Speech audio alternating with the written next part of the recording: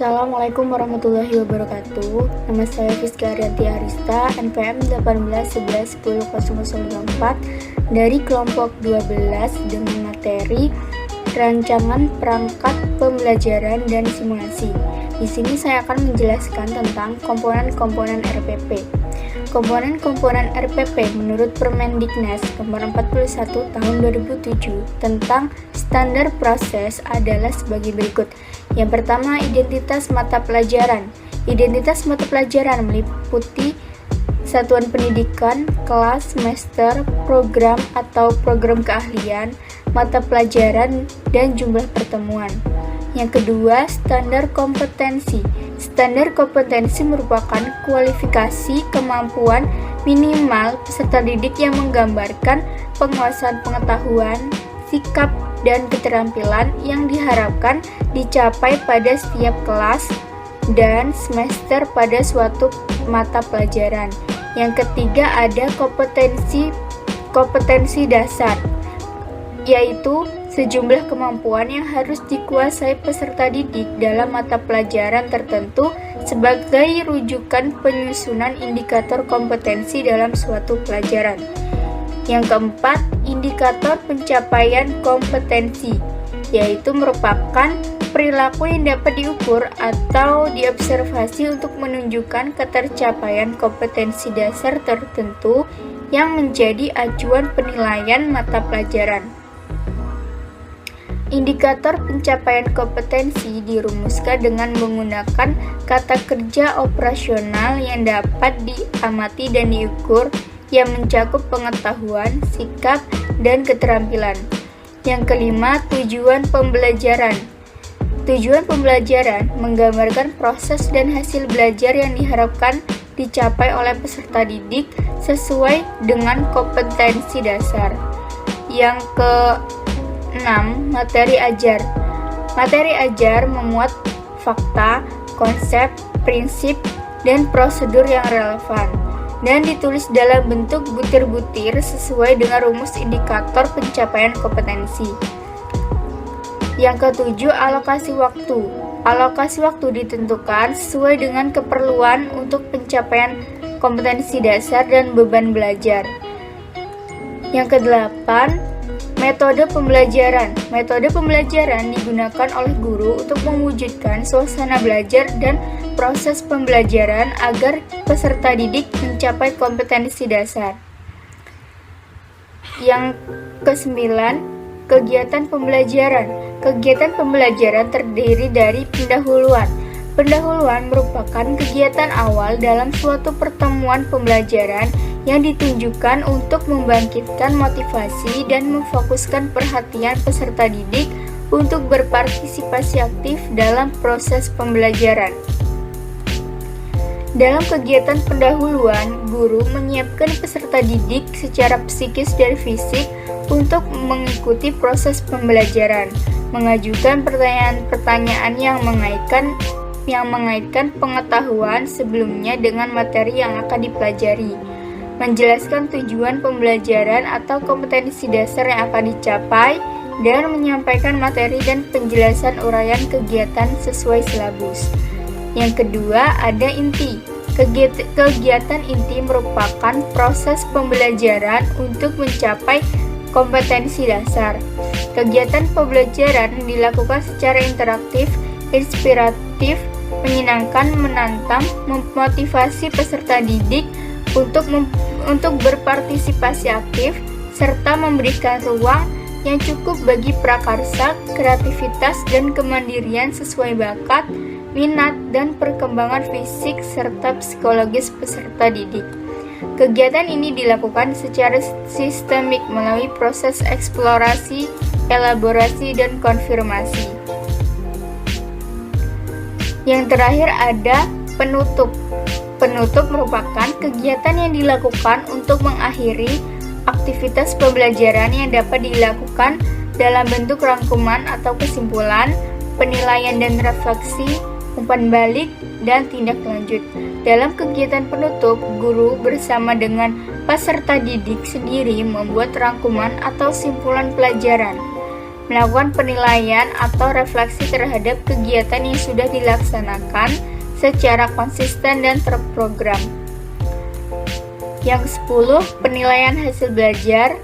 Kemudian ada prosedur dan instrumen penilaian proses dan hasil belajar yang disesuaikan dengan indikator pencapaian kompetensi dan mengacu kepada standar penilaian. Yang terakhir ada sumber belajar.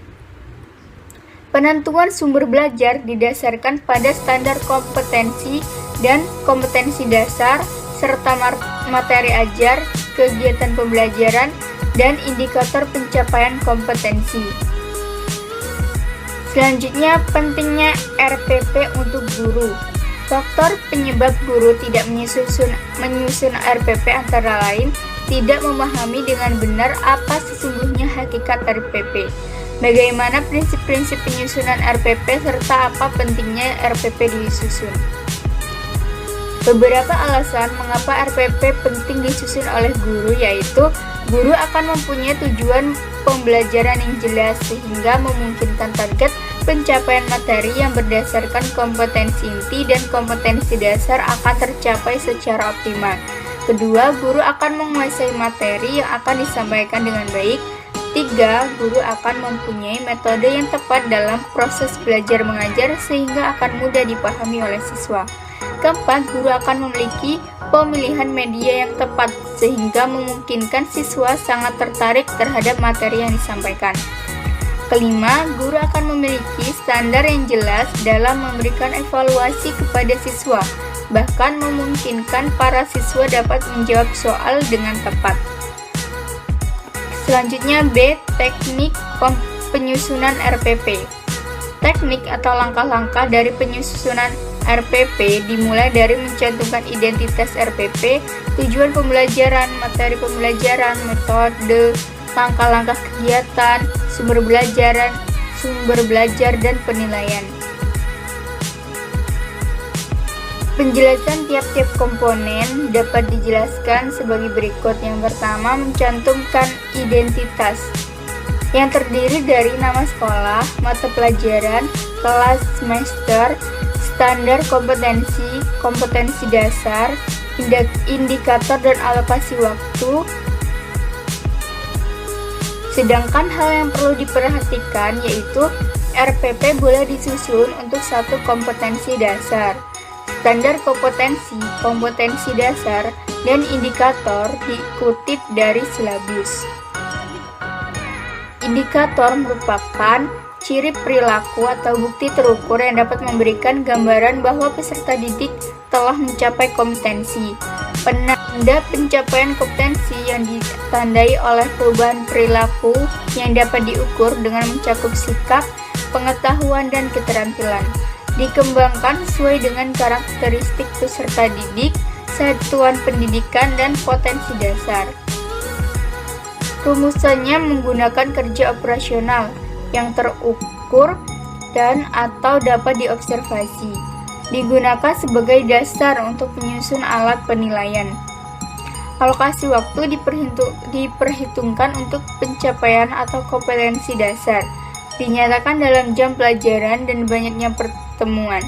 Karena itu, waktu untuk mencapai suatu kompetensi dasar dapat diperhitungkan dalam satu atau beberapa kali pertemuan bergantung pada kompetensi dasarnya. Kedua, merumuskan tujuan pembelajaran. Output hasil langsung dari satu paket kegiatan pembelajaran, yaitu sebagai contoh, kegiatan pembelajaran mendapatkan informasi tentang sistem peredaran darah pada manusia. Maka tujuan pembelajaran boleh salah satu atau keseluruhan tujuan pembelajaran. Misalnya, peserta didik dapat yang pertama mendeskripsikan mekanisme peredaran darah pada manusia, B menyebutkan bagian-bagian jantung, kemudian merespon dengan baik pertanyaan-pertanyaan yang diajukan oleh teman-teman sekelasnya, kemudian mengulang kembali informasi tentang peredaran darah yang telah disampaikan oleh guru. Yang ketiga, menentukan materi pembelajaran. Untuk memudahkan penetapan materi pembelajaran dapat diacu dari indikator. Contoh indikator yaitu peserta didik dapat menyebutkan ciri-ciri kehidupan. Dengan materi pembelajaran, ciri-ciri kehidupan yaitu nutrisi, bergerak, bereproduksi, transportasi, regulasi, iritabilitasi, bernapas, dan ekskresi. Keempat, menentukan metode pembelajaran. Metode dapat diartikan benar-benar sebagai metode, tetapi dapat pula diartikan sebagai model atau pendekatan pembelajaran, bergantung pada karakteristik pendekatan atau strategi yang dipilih. Karena itu pada bagian ini cantumkan pendekatan pembelajaran dan metode yang diintegrasikan dalam suatu kegiatan pembelajaran peserta didik. Yang pertama, pendekatan pembelajaran yang digunakan misalnya pendekatan proses, konseptual, pembelajaran langsung, pemecahan masalah, dan sebagainya. B. Metode-metode yang digunakan misalnya ceramah, inquiry, observasi, tanya jawab, cooperative learning, e-learning, dan sebagainya. Kelima, menetapkan kegiatan pembelajaran. Langkah-langkah yang harus dipenuhi pada setiap unsur kegiatan pembelajaran adalah sebagai berikut.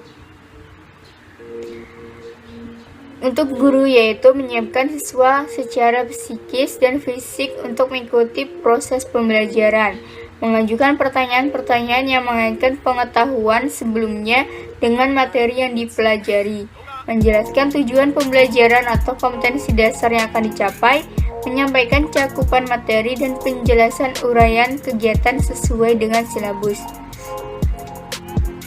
Yang keenam, eksplorasi. Dalam kegiatan eksplorasi, guru melibatkan siswa mencari informasi yang luas dan dalam tentang topik materi yang akan dipelajari dengan menerapkan prinsip alam. Jadi, guru dan belajar dari aneka sumber. B. Menggunakan beragam pendekatan pembelajaran, media pembelajaran, dan sumber belajar lain. Memfasilitasi terjadinya interaksi antar siswa serta antara siswa dengan guru, lingkungan, dan sumber belajar, melibatkan siswa secara aktif dalam setiap kegiatan pembelajaran, memfasilitasi siswa melakukan percobaan di laboratorium, studio, atau lapangan. Elaborasi. Yang ketujuh, elaborasi, yaitu guru membiasakan diri untuk siswa membaca dan menulis yang beragam melalui tugas-tugas tertentu yang bermakna, memfasilitasi siswa melalui pemberian tugas, diskusi, dan lain-lain, memberi kesempatan untuk berpikir, menganalisis, menyelesaikan masalah, dan bertindak tanpa rasa takut. Memfasilitasi siswa dalam pembelajaran kooperatif dan kolaboratif, memfasilitasi siswa berkompetensi secara sehat untuk meningkatkan prestasi belajar. Yang kedelapan, konfirmasi. Dalam kegiatan konfirmasi, guru memberikan umpan balik positif dan penguatan dalam bentuk tulisan, isyarat, maupun hadiah terhadap keberhasilan siswa. Memberikan konfirmasi terhadap hasil eksplorasi dan elaborasi siswa melalui berbagai sumber. Memfasilitasi siswa melakukan refleksi untuk memperoleh pengalaman belajar yang telah dilakukan. Membantu menyelesaikan masalah. Memberi acuan agar siswa dapat melakukan pengecekan hasil eksplorasi. Memberi informasi untuk bereksplorasi lebih jauh dan memberikan motivasi kepada siswa yang kurang atau belum berpartisipasi aktif. 9.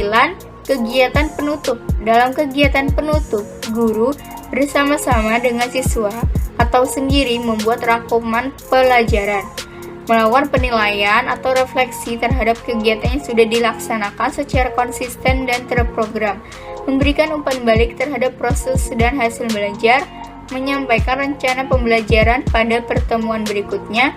Jawaban dibuktikan dengan melakukan observasi secara acak, hasil supervisi kepala sekolah, dan kesesuaian RPP dengan pelaksanaan proses pembelajaran.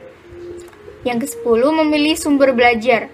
Pemilihan sumber belajar mengacu pada perumusan yang ada di dalam silabus yang dikembangkan. Sumber belajar mencakup sumber rujukan, lingkungan, media, narasumber, alat dan bahan. Sumber belajar dituliskan secara lebih operasional dan bisa langsung dinyatakan bahan ajar apa yang digunakan. Itu tadi penjelasan yang bisa saya sampaikan. Apabila ada banyak salah, saya mohon maaf. Saya akhiri. Wassalamualaikum warahmatullahi wabarakatuh.